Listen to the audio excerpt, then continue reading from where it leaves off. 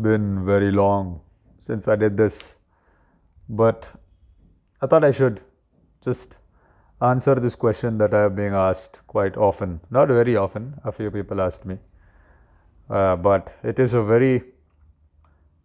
a meaningful question that if I answer on a public platform, maybe it'll help somebody, because there are many things that I found on social media that help me.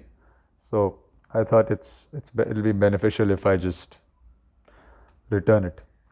Why did I leave Instagram? This is a question that is going to be very difficult for me to answer, because it's very difficult to explain this through language. Now, obviously, we explain everything through language, and I'm pretty decent at using language. But it is also my limitation, because I'm going to be trying to explain what I feel through my own perceptions.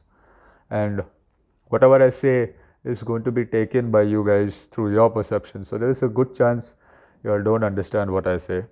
Not because you all are stupid or anything, it's just because it's very difficult. It's like me trying to explain the concept of color or something. Hope you get my point. But anyway, I'll tell you about why I left it and whether I regret or not. I don't regret at all, although many people think I'm stupid for doing what I did and that I should get back, and I had a lot of followers, but they're going to be talking from what they want, right? Also, another thing that you need to keep in point is that you need to keep this point in mind, is that to understand what I'm saying, you need to be a person who has been producing content for social media. Only then will you understand what I'm saying, because most people are consumers. Okay, now consuming social media also has its effects, but I'm going to be speaking about what it does to a person who's putting content out there and getting validation to such an extent that it almost does exactly what a drug would do to your brain. I'm not even exaggerating. Okay, so social media is stimulus. Okay, you're looking at the screen, but your biology believes whatever you're looking at, which is why you feel different things looking at different things, right? For example, when you watch a movie, you may watch a comedy movie or a horror movie, but you feel certain emotions when you watch the movie, right? So the movie is not real. The movie is not even, it's not only is it not real, it's not even happening at that moment. It's been recorded and it's been kept. It's a bunch of pixels moving in a certain way, and the speakers producing certain sounds. So, and also the actors are not really doing what they're doing, they're just acting. But the emotions that you feel, okay, is real, right? If you watch, for example, if you watch the movie Exorcist, like, you feel scared, right? And that fear is real. It's the same thing in social media. Okay, so you're scrolling on a virtual realm, but what you feel is real.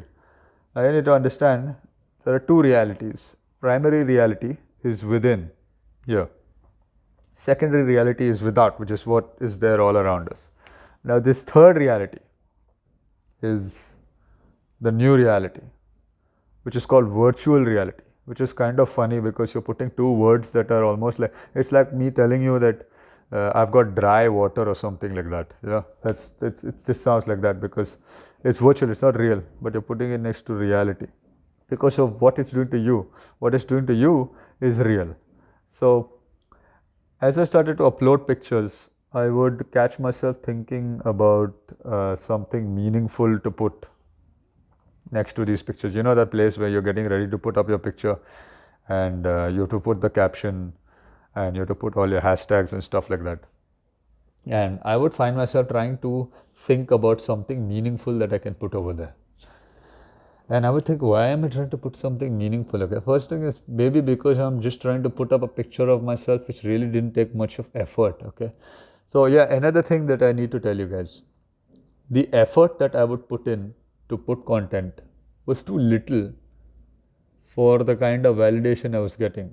Okay, now on YouTube and stuff like that, it's not that easy. You need to put up stuff after thinking, after creating, you need to shoot, you need to edit, you need to, and you can't even put up crap, right? You need to put something that makes sense. Only then you're going to get that you'll get the response. It is not the case on Instagram, and that is pretty much what makes Instagram so um, bad for mental health. Okay, and for me, I would put up a picture of myself, and I would put up a picture of my physique, and I would get these thousands of likes, hundreds of comments telling me how hot I look, how good I look, and how awesome I am, and stuff like that, basically, And now, obviously, it felt good. Okay, I'm not going to lie. It felt good. It'll feel good for anybody. So I'm not going to tell you that it didn't feel good and stuff like that. I look forward to it every day. In fact, it became a very important part of my life. Every morning, I would wake up and I would check out all these likes, all these comments. Okay, in fact, it became so easy. I just need to put up a story of myself and 10, 15 yeah, mostly guys, telling me how good I look. But whatever, whether it's a guy or a girl, eventually what they say is going to be making some sense in your head and you're going to have that effect. So that's the thing. We as humans, we have a need to be accepted by society.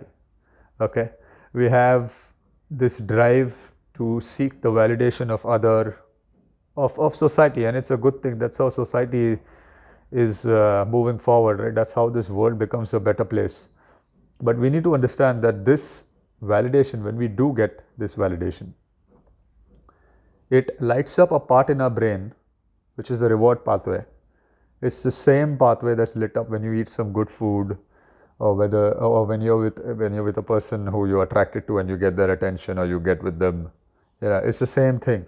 So the thing is that Instagram gives you an extremely unreal kind of artificial level of validation, okay, where it actually hits your head and does things to your brain exactly like how a drug would do it. Now it's not very obvious, okay. It may seem like I'm talking nonsense and that what I'm saying is an exaggeration. It is not an exaggeration, let me tell you that.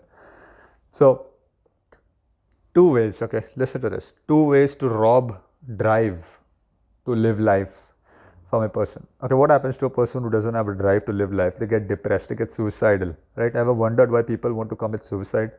They have no will to live. Do you think it's easy to commit suicide? It's not. It's not. Imagine, there must be, you don't even want to imagine that. Anyway, two ways to rob drive to live life from an individual. Okay, one is almost abusive. You can't get away with it. You can't do it out in the open, right? Where you are actually breaking the person down.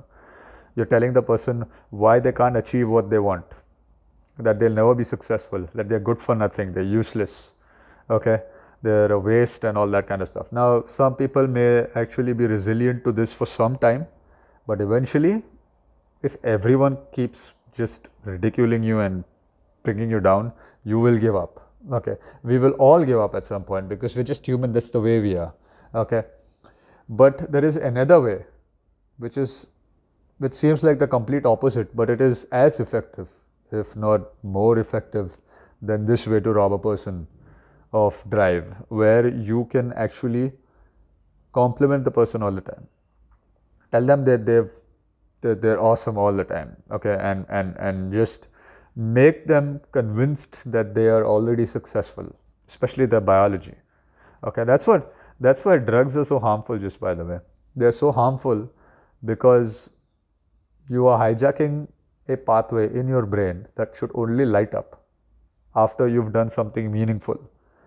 So if you're going to be using something that hijacks that, you'll suddenly have no drive to do anything else. Now, I did not experience a reduction in my drive in terms of what I was doing and stuff like that. However, I did find myself feeling more anxious over time, and this social media stuff started to climb on me very slowly. Okay, so over the years I started to become more socially anxious.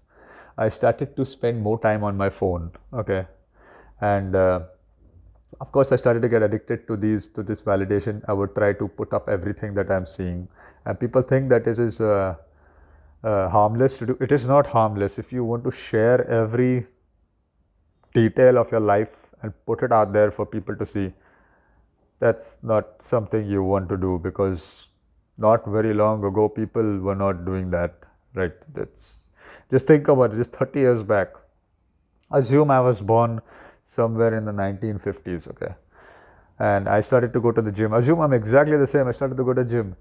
I would never have the opportunity to be in front of thousands of people. Probably I would have the opportunity if I became someone and I actually stood up on stage and thousands of people actually came to listen to me. But now everybody just, you have that, social media gives you that platform. And while it is advantages in many ways it is a good thing, but in my case, it was thought that it was being more of a hindrance to uh, to my spirit as such. I don't know. It's kind of weird to talk about spiritual stuff here, but as I started to get aware about certain things, posting started to feel more meaningless and pointless. It didn't start to feel, it was not feeling the way it felt, just didn't feel right. So I just eventually stopped posting. I didn't stop posting it suddenly. I started posting more pictures of myself in clothes. Then I started posting only stories and then just stopped posting. And I have no regrets as such. It's not something I want to go back to doing. And that's what I wanted to tell you guys, that yeah, after that I would tell you that I definitely feel calmer, more in control of my life, more in control of my emotions. That's one of the most important things that happened, is that I am way more in control of my impulses right now. And yeah, I mean, everything else is the same. I started working out way before there was social media, so I'm still doing that. I'm still training people. Just there is no need to share everything that I am doing for the entire world to see or something like that. You know, if eventually I do become somebody and people do want to find out what I'm doing, it'll happen. It'll happen. So yeah, that's all I wanted to say. Anyway.